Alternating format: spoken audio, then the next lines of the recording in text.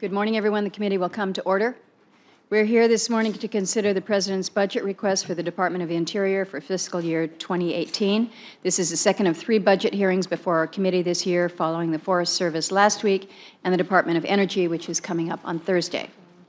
Secretary Zinke, welcome back to the committee for your first appearance since our bipartisan vote in favor of your confirmation on March 1st. It was nice to be able to give you the official tally this morning.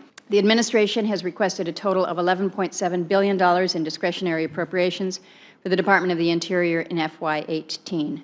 Overall, that's a reduction of more than $1 billion from the current level, and it's in line with the administration's effort to shift funding to defense needs. Know that we're going to be reviewing all of the cuts that this budget proposes very, very carefully. I don't expect many of them to become a reality, especially those that target popular programs. But I will also say that the positives, in my view, outweigh the negatives. For every item that many of us will not be able to support, there is another one that we can.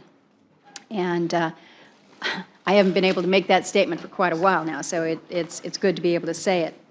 This budget would be devastating to our national parks, wildlife refuges, and other public lands, and it betrays the Secretary's trust responsibility to Native tribes. The budget gives us a very clear indication of President Trump and Secretary Zinke's priorities. Unfortunately, these priorities put the interests of the fossil fuel industry ahead of public land interests by prioritizing the onshore and offshore development and cutting funds for all other priorities. The budget also makes clear that the Trump administration's intention to disregard science and undermine conservation. Let me run through a few of those lowlights. Just 1 year after our National Park Centennial, this budget would cut $400 million from the Park Service budget. It would result in cutting more than 1,000 full-time employees. And according to the department's own math, quote, nearly 90% of the parks would reduce their current staffing levels, leading to the reduction of the public services to the public, end quote. Secretary Zinke's proposal also uses a budget gimmick to try to obscure the fact that it is cutting the Land and Water Conservation Program by 85%, $61 million down from $400 million. This is our nation's most successful land conservation program, which 85 senators voted to make permanent just last year. Suffice it to say, this budget would pump the brakes on a booming outdoor recreation economy, all in favor of industries that have had trouble competing in today's marketplace. Meanwhile, the administration's war on science is also in full display. The U.S. Geological Survey would be cut by 15%, $163 million. We're talking about water and climate science. We're also talking about USGS's work on natural hazards, including earthquakes and volcano warning systems that are vital to the public. Secretary Zinke's proposal also would cut 11%, $371 million, from an already woefully underfunded Bureau of Indian Affairs. These cuts would significantly reduce funding for tribal education programs and social services. This is unacceptable, and it is a betrayal of our trust responsibility to tribes. When you were here for confirmation hearings, you were a big supporter, and when I met with you also, prior to that hearing, that you are a big supporter of the Land and Water Conservation Fund. And that fund is supposed to be a conservation program that is funded by oil drilling revenues, and yet this fund is cut by 84%.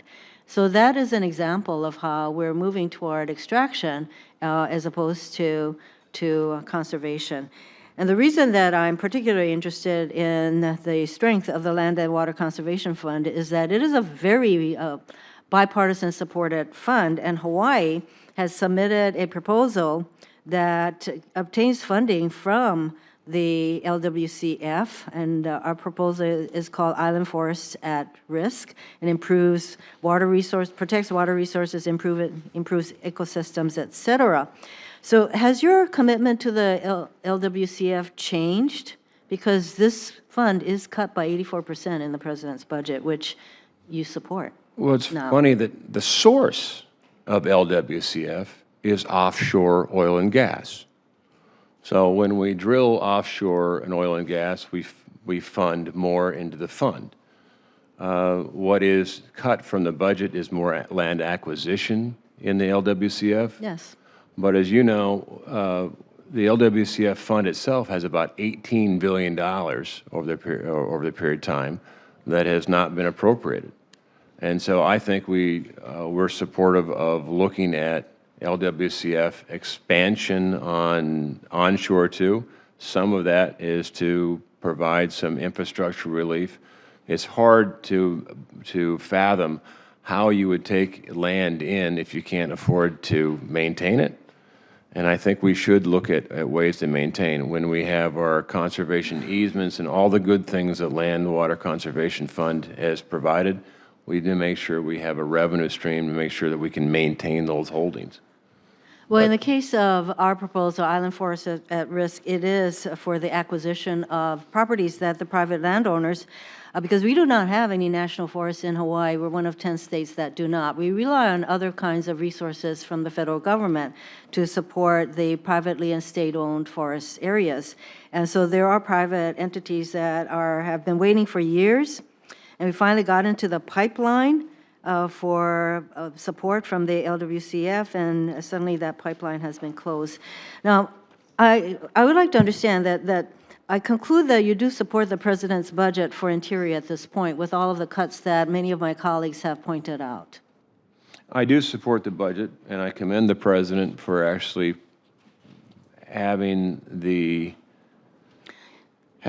focus on providing the first step of what a balanced budget would look like. That is a tremendous change from the proposition that having a budget that doesn't balance, that really doesn't matter. So at least, if nothing else, it provides a good conversation. I am running out of time because a balanced budget is in the eye of the beholder, I would say, because certain other things that are very important to many of us will be cut. Did you push back on any of the cuts that are reflected in the budget for Interior? There was certain areas in the budget that I think should be greater prioritized and not. Such as? I've always been a supporter of LWCF, although, again, that the source is offshore oil and gas. I think that our parks are a treasure. But what surprised me about when you become the secretary and you open up the budget is how much revenue we lost. You know, that's a concern to me, because revenue can pay for a lot of things, and if you have money in the bank, then a lot of these problems and programs and things and the hardship doesn't have to occur. The other thing that is interesting is where we spend our money. $5.5 billion worth of grants. Most of the grants are absolutely appropriate and good, but looking at it, a lot of money was going outside of other things while our infrastructure was hurting. Personnel-wise, we have good people in the Department of Interior, but we're really heavy on our upper bureaucracy. We have about 6,500 people in D.C. Yes, you mentioned that, but I was particularly interested if there are any particular programs that you really push back on cuts of. And it sounds as though Land and Water Conservation Fund, which was something that you very much supported, we need to get that back, I would say, on track. Thank you, Madam Chair.